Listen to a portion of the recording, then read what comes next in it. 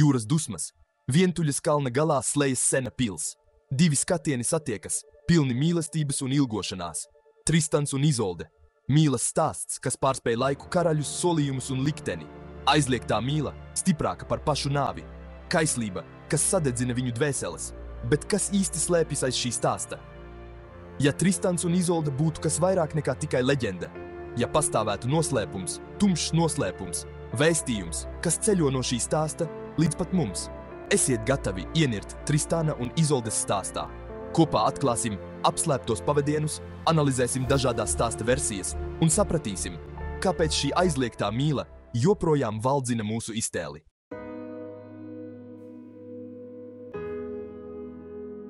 Tristana un Izoldes stāsts ir viens no visu laiku slavenākajiem mīlestāstiem, bet šī stāsta saknes sniedzas daudz dziļāk. Ķeltu ietekme.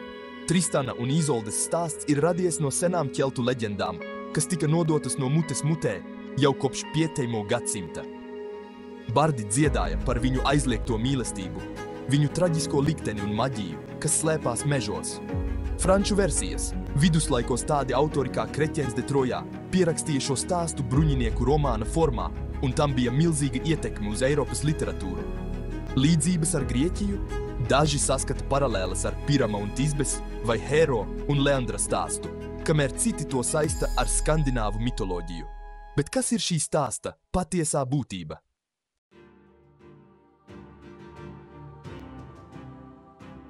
Lai patiesi izprastu Tristānu un Izoldes stāstu, mums jāveic ceļojums laikā atpakaļ, līdz pat tā pirmsākumiem. Daudzus gadsimtus pirms stāsts tika pierakstīts, tas tika nodots no paudzes paudzē mutvārdos, balādēs un teiksmās. Šie stāsta fragmenti, kas rūpīgi glabājās ļaužu atmiņā, radās pasaulē, kurā valdīja maģija. Pasaulē, kur maģija caurvīja mežus, druidi veica savus senos rituālus, un ķeltu karotāji stājās pretī savam liktenim. Šajā pasaulē dziesminieki ar apbrīnojamu atmiņu dziedāja par aizliegtu mīlestību, varonīgiem varoņdarbiem un pārdabiskiem spēkiem, kas valdīja pār dzīvību un nāvi. Tie bija dziesmas, kas bija piesātinātas ar maģiju un melankoliju, kas apbūra klausītājus, kuri ilgojās pēc realitātes aizmiršanas. Un tieši šajā pasaulē, mītu un leģendu pasaulē, dzima Tristana un Izoldes mīlas stāsts.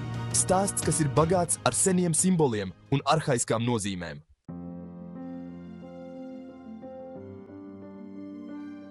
Ķeltu kultūra ir dziļi ietekmējusi Tristana un Izoldes stāstu. Pat Izoldes vārds, kas cēlies no ķeltu vārda esilt, kas nozīmē strauji straume, uzsver viņas dziļo saikni ar dabu un garīgumu. Mīlestības dzēriens, viens no stāsta galvenajiem elementiem, ir cieši saistīts ar ķeltu tradīcijām. Druidi, dziļi pazīdami augus un to ārstnieciskās īpašības, bija slaveni ar savu spēju ietekmēt emocijas un likteņus ar saviem burvestībām. Mīlestības dzēriens, kas simbolizē nekontrolējamu un postošu mīlestību, parāda mīlestības divas puses – prieku un dzīvību vienā pusē, sāpes un nāvi otrā. Tristana un Izoldes stāsts risinās pasaulē, kurā mīlestība un nāve, kaisla un pienākums ir savīti kopā. Tas atspoguļo ķeltu melanholisko un poētisko pasaules uzskatu. 12. gadsimtā trubadūri atdzīvināja Tristana un Izoldes stāstu. Šie mūziķi un dzejnieki ceļoja pa visām Eiropas karaļnamiem. Viņu māksla, bagāta ar galma mīlestības tēliem, pārveidoja šo ķeltu leģendu bruņinieku romānā Bruņiniekiem un dāmām. Tristans, drosmīgais varonis, un Izolde, skaistule, kļuva par galma mīlestības simbolu. Viņi bija mīlestības iemiesojums, pilni ar kaisli, ciešanām un upuriem. Bruņinieku kodeks, goda smagums un sarežģītās cilvēku attiecības piešķīra stāstam psiholoģisku un sociālu dziļumu. Tristana un Izoldes mīlestība, ierobežota starp sociālajām normām un varas spēlēm, kļuva par mūžīgās indivīda cīņas simbolu pret sabiedrību, starp vēlēšanos un pienākumu. To.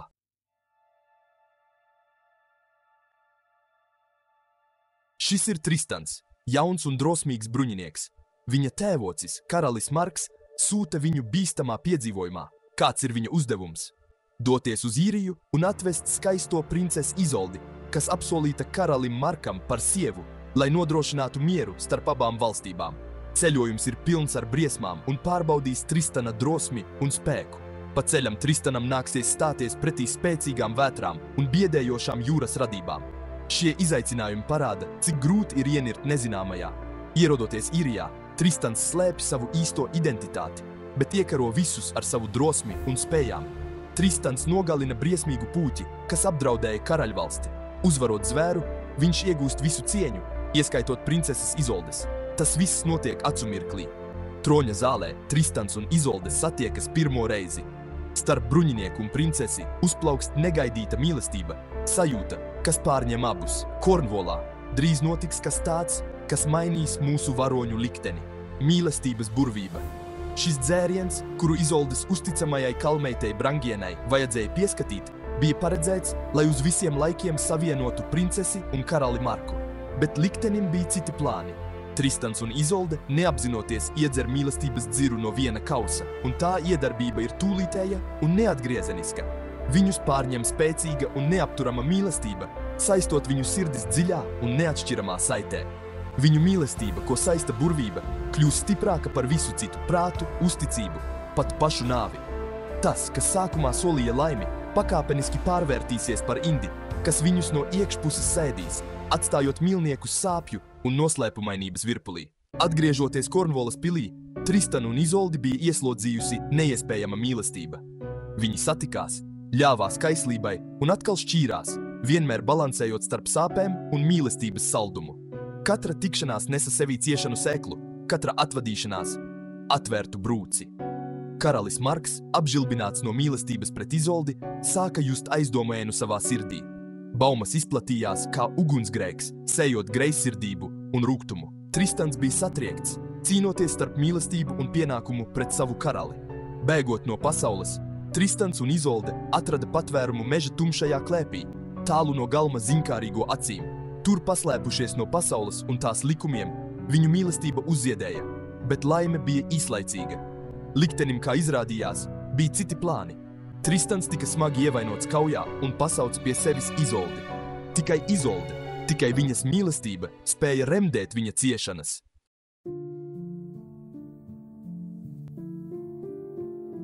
Kāpēc Tristana un Izoldes stāsts joprojām tik dziļi mūs aizkustina? Kāpēc, neskatoties uz viņu traģisko likteni, viņu stāsts paliek tik spilgts mūsu atmiņā? Varbūt tāpēc, ka šis stāsts ir kā spogulis, kas atspoguļo mūsu vēlmes, mūsu slēptos sapņus un mūsu dziļākās bailes. Tas stāsta par mīlestību, kas sniedzas pāri robežām un skar pašas cilvēka dvēseles būtību, kurš gan nekad nav dedzīgi ilgojies pēc kaut kā nesasniedzama, kurš gan nekad nav izjutis aizliegtā vilinājumu. Tristans un Izolde, mīlestības gūstā, atgādina mums par iekšējo cīņu, kas norisinās katrā no mums, cīņu starp sirdi un prātu, starp personīgo vēlēšanos un sabiedrības prasībām.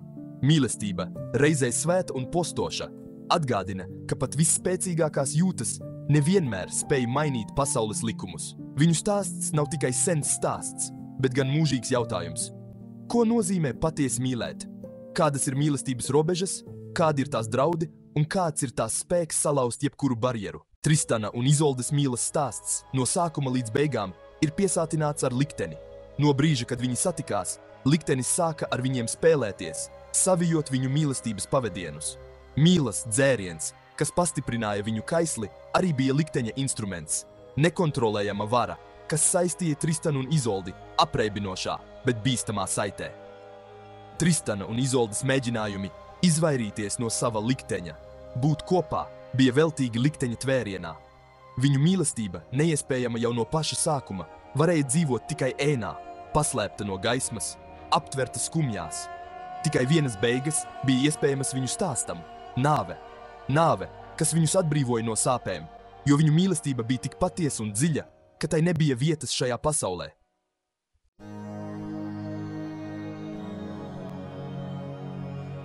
Kaislība un pienākums – divas vienas medaļas puses, kas šķiet nekad nesatiekas. Tristana un Izoldes stāsts nav tikai aizliegtas mīlestības stāsts. Tas mums parāda, kas notiek, kad personīgās vēlmes saduras ar pienākumu. Tristans, drosmīgs bruņinieks, ir spiests izvēlēties starp mīlestību pret Izoldi un uzticību savam karalim. Lai cik stipra būtu viņa mīlestība pret Izoldi, viņš nevarēja ignorēt savus pienākumus. Karalis Marks taisnīguma un likuma simbols, pārstāvēja visu, kas viduslaiku sabiedrībā tika uzskatīts par pareizu un pieņemamu. Viņa dilemma bija tikpat sarežģīta kā Tristana, parādot, ka likumi un sirdsapziņa nevienmēr sakrīt. Tristana un Izoldes stāsts nepiedāvā vienkāršas atbildes. Tas liek mums aizdomāties par sevi, savām attiecībām, un to, kā dzīve var mūs nostādīt grūtu izvēļu priekšā.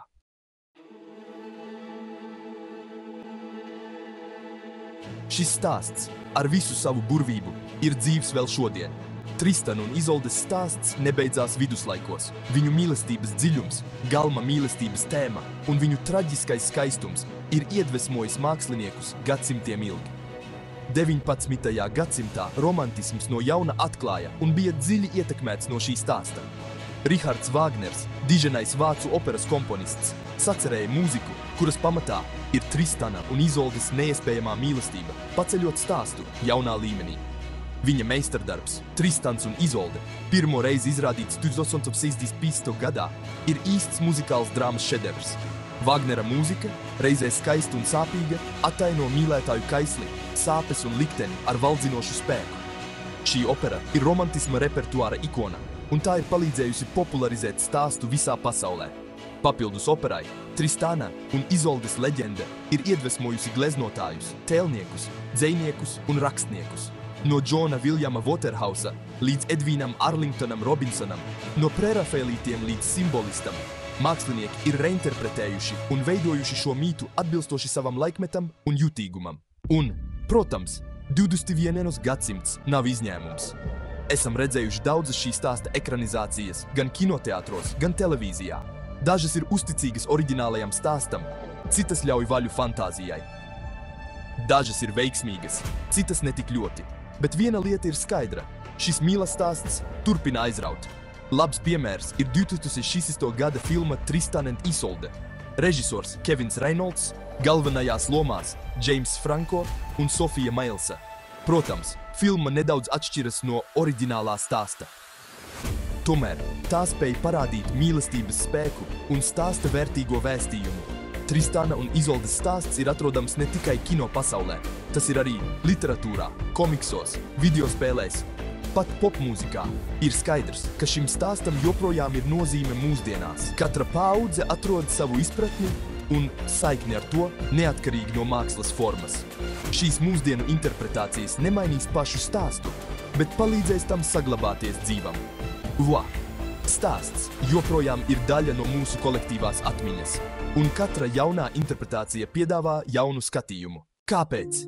Pēc visa šī laika mūs joprojām tik ļoti aizrauj Tristana un Izoldes stāsts. Varbūt tāpēc, ka šis stāsts runā par mūžīgām cilvēka eksistences tēmām, kas pārsniedz laiku un telpu. Nepiepildāma mīlestība, likteņa pavērsieni, cīņa starp sirdi un prātu, laimes meklējumi un upurēšanās smagums. Šīs tēmas rezonē ar mums visiem, mūsu dzīvēs un sapņos. Tristana un Izoldes stāsts mums atgādina, ka mīlestība, lai cik skaista un dziļa, var nest arī sāpes un postu. Tas mums atgādina, ka katrs lēmums, ko pieņemam, lai cik grūts tas būtu, veido mūsu likteni. Galu galā Tristana un Izoldes stāsts ir kā spogulis, kas mums parāda pašiem sevi. Kas mēs esam, ko vēlamies un no kā baidāmies. Pat pēc gadsimtiem Tristana un Izoldes stāsts mūs joprojām aizrauj. Tas ir stāsts, kas liek mums aizdomāties un uzdot sev jautājumus. Kas padara šo stāstu tik noturīgu un aktuālu pat pēc tik daudziem gadiem? Varbūt tā ir aizliegtā mīlestība, liktenis un cīņa starp kaislību un pienākumu, kas mūs tik dziļi aizkustina. Tristans un Izolde iemieso cilvēciskās grūtības, ar kurām mēs visi saskaramies dzīvē. Viņu mīlestība, tik tīra un vienlaikus postoša, atgādina mums, ka spēcīgākās jūtas nevienmēr sader ar sabiedrības normām. Viņu traģiskais liktenis liek mums aizdomāties par nepielūdzamo laika ritējumu un dzīves nenoteiktību. Tristans un Izolde – mīlestāsts, kas izaicina nāvi, mīlestība bez robežām, stāsts, kas mūs savaldzina ar sāpju skaistumu un tā psiholoģisko dziļumu. Tristana un Izoldes stāstu apvij maģisks oreols, stāsts, kas dzīvo un attīstās cauri gadsimtiem, tomēr paliek uzticīgs savai izcelsmei. Katra paudze, katrs mākslinieks, katrs cilvēks, kas dzird šo stāstu, ienes tajā savu iztēli, savas bailes un cerības. Vai viņu mīlestība tiešām bija piesātināta ar maģiju? Vai tas ir tikai stāsts, vai pierādījums tam, ka mīlestība ir neiznīcināms spēks? Vai Tristans un Izolde bija likteņa upuri, vai arī paši pieņēma lēmumus, kas viņus noveda pie bojāējas? Ir tik daudz jautājumu bez acīmredzamām atbildēm, un tieši tāpēc mēs joprojām domājam par šo stāstu. Katrs redz un interpretē savā veidā, atsevišķi savam laikam un Tristana un Izoldes stāsts ir stāsts visās tās. Kaislīgs, patiess, iespējams. Tajā mēs mīlestību, kas ir par mums pašiem, kas mūs paceļ un iznīcina. Mīlestību, kas pārspēj laiku un robežas, kas liek mums sapņot, ciest un brīnīties.